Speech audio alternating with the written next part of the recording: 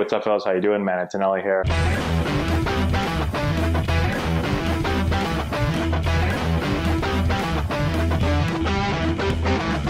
Hey, what's going on, everyone? So today we're talking about why the MLB lockout will continue, unfortunately.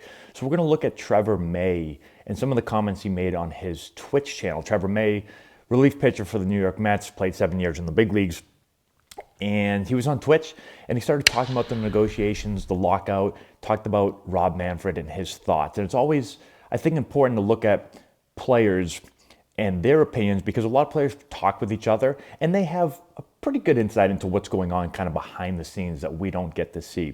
So let's look at his comments and then I'm going to give you my thoughts. Okay, so he starts off talking about spring training and how that's most likely to be missed.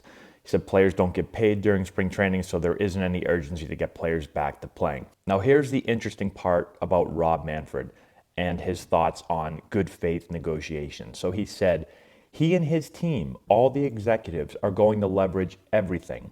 This is not in good faith. This is not a mutually beneficial situation. They want to win. In the past, there has been an element of respect for the game of baseball and tradition. They like baseball. Those things are not on Rob's radar. They are just not that important to him.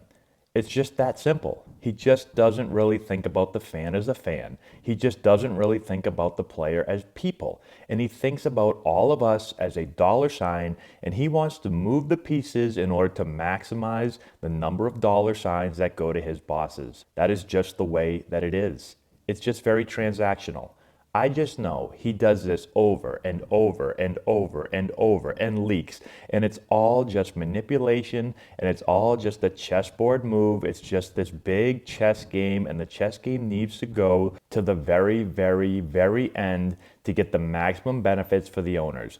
This is not going to be a good faith negotiation. Not a single negotiation with this guy has been in good faith. He doesn't do good faith things. Good faith means I want you to come out in a situation where you are happy, but I also want to be happy.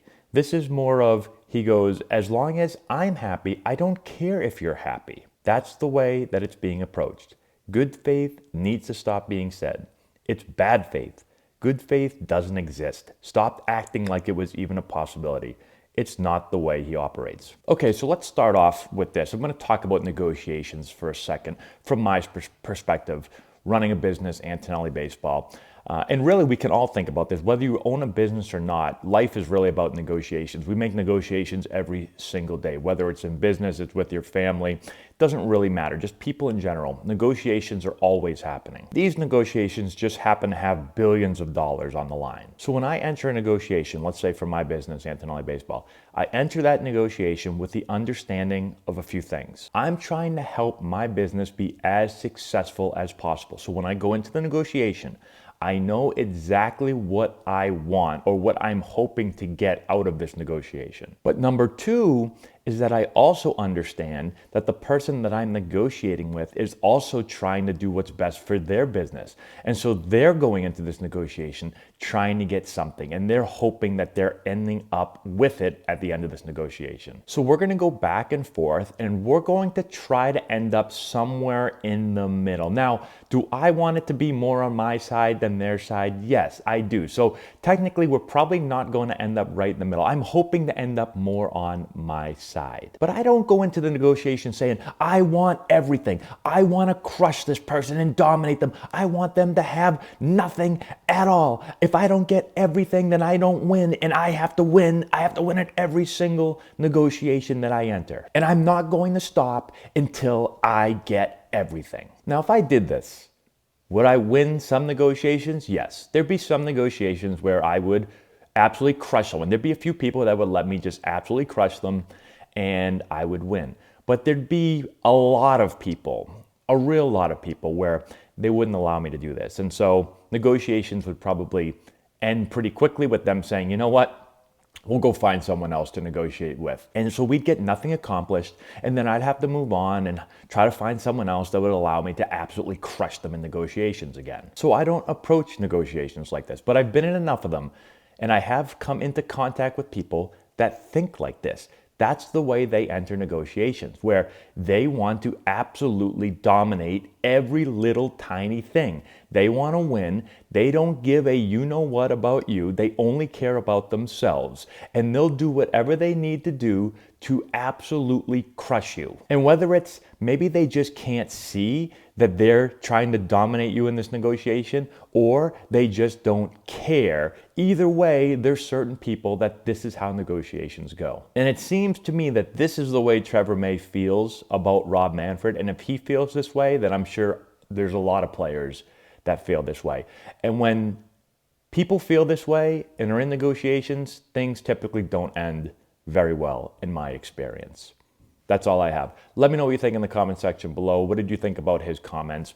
Subscribe to the channel, hit the notification bell, give it a thumbs up, all that good stuff. We'll talk to you later.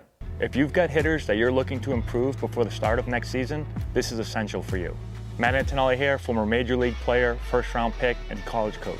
With this course, we're going to show you exactly, step-by-step, how to generate power, develop bat speed, and enhance swing mechanics. Regardless of your hitter's age, this course is going to deliver advanced hitting techniques that will allow any hitter to get better and make an impact at the plate this spring. We have a full catalog of training content that you can access from anywhere at any time. This course is perfect for players, parents, coaches, instructors, and more. It offers a comprehensive package of drills and techniques that you can directly implement. Our course has helped hitters all over the country at different competition levels, and the feedback that we've received has been outstanding. The work you put in now will drive your success at the plate this spring. Get the essential knowledge that you need to take your game to the next level.